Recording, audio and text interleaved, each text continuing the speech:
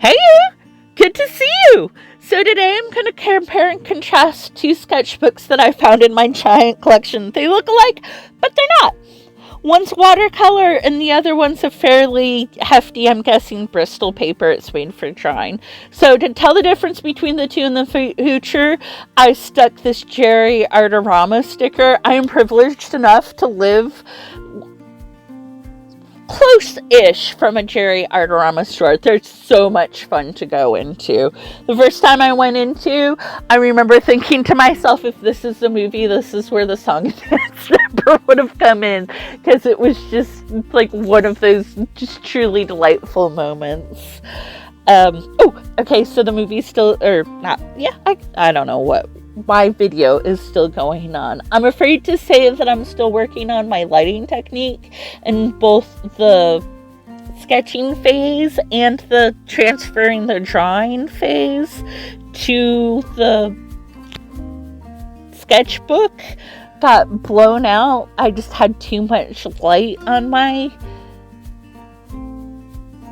working area, and you just really can't see those two. The first part was me drawing on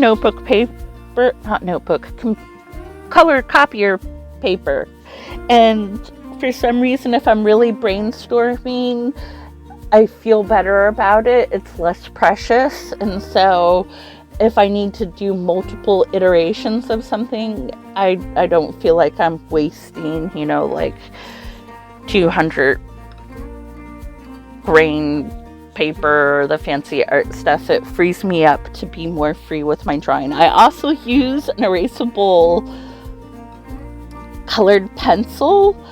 I love the way it feels when I draw with it, and since it erases so well, it is actually more pleasant of an experience than using a regular pencil. Which I think is important, all about making your drawing experience be the happiest it can be for you. That's how you're going to want to come back the next time. But you did see me using a regular pencil, and not only was it not a drawing pencil, it was like a classroom pencil. I actually rescued it off my classroom floor. I have a pencil jar. They sit there for a while, and when nobody claims them, if I like them enough, I'll take them home and put them into my pencil case to use, because kids' pencils make me smile. I think at this point in time, I have a Santa pencil, a Peanuts pencil, and a stripy one. They change as my ability to keep track of them, or if I find something I like better. So we're on to inking already, and this is the first part where I actually notice something significantly different between the two sketchbooks. The watercolor sketchbook has texture to the paper, which threw me off using the fine liner. I think that I did a pretty good job. I don't think it affected my line quality, but the experience of doing the lines on the textured paper was less gratifying.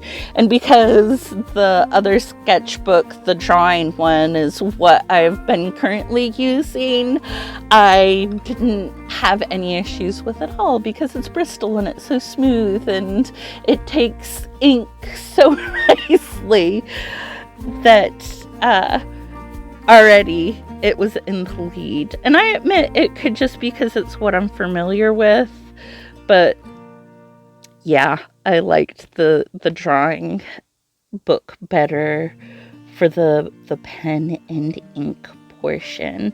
As you see me do this video, I'm actually skipping between each of the sketchbooks. That was a pretty slick edit there. Okay, so this is my Master's Touch brand of gouache that I'm using for this yellow color. I go between all three, or I guess technically 4 different palettes of paints. The yellow Yep, I picked yellow for the background. It's my favorite color. I tend to gravitate towards it and find whatever excuse I can use to use it. I feel like it totally goes with like pizza parlor vibe, so I used it. Oh, pizza parlor. Pizza slice is the drawing prompt that I used for the inspiration, because the drawing sketchbook had been being used for drawing prompts. I continued to go with the drawing prompt list. It's a list that my dear friend Paige gave to me. She found out that I have 101 sketchbooks and how many of them are not filled, and she's like, here to help give you ideas. And so shout out to her. I thought that was so sweet and loving. Comparing the two, you can see I didn't quite get the color right in the backgrounds. I didn't mix enough. Alright, now I've moved on to the pastel palette that I mixed out of my Himi palette, which is also they're all student grade gouaches, but I find that I've been using pastels so much more recently. Now that I've been using gouache and watercolor, I've really been vibing with it. Okay, so I don't think I've talked about the difference in the texture of the paint going on with the watercolor. The watercolor paper has highs and lows in it, and I'm sure if I ever used watercolor paper in the time that I did watercolor, I would know why it has that texture. I don't know. I did not love it using the gouache. The gouache is watered down enough that it's slightly watercolor-esque, and it would settle into the dips of the paper, and so the tops of the paper was lighter, and where it had settled into the texture was darker, and it totally freaked me out as it happened. As the time went on, it settled down, and you couldn't see where it had settled in. It sort of mellowed out in between the highs and the lows, but it was a heart-stopping experience when it happened. So this isn't something I do ever. This is the first time I've ever used washi tape to,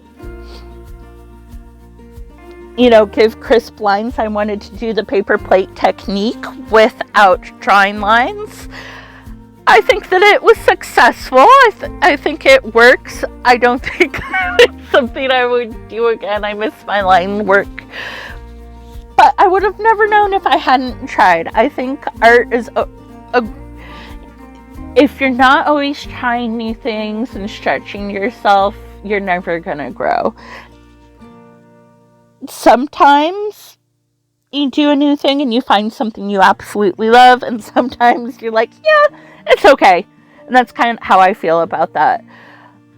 I don't tend to use washi tape when I paint because it makes me nervous.